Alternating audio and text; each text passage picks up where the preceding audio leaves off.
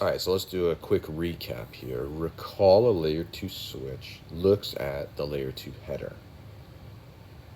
As a refresher, the layer 2 header consists of the MAC destination address, the MAC source address, and a type field.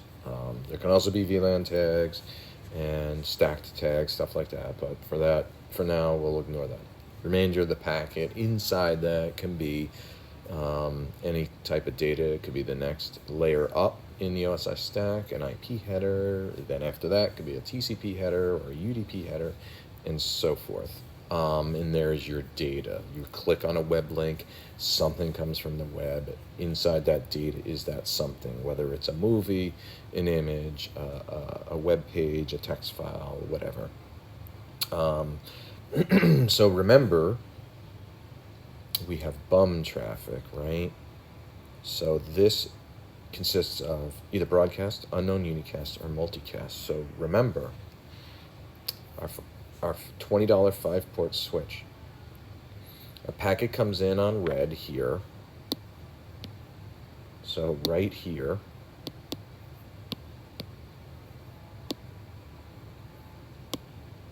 Let me get it to red. Packet comes in on red. We don't know the MAC destination address. If you remember from the prior video, I had talked about actually knowing the MAC destination address. We don't know this MAC destination address, for example. Hence, we send it out all the other ports in the VLAN. If we knew the MAC destination address, so let's call it the blue packet, we do know it. This switch says, that's right. The guy who owns that MAC destination address is right here. Laptop B or server B. I've seen him talk before because previously he had sent a packet. I learned his MAC address because it was the MAC source address of packets. Therefore, anyone who's trying to send a packet to him, I know where he lives, and I can just forward it straight to him. Hence, I'm only sending it out one port.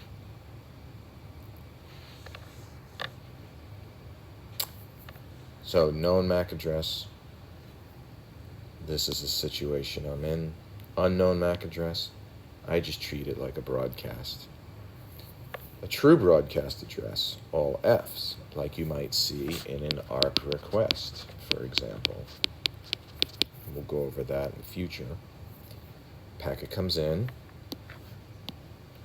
and it goes out every port on that VLAN, which in our little cheap $20 5-port switch is the other 4 ports on the switch.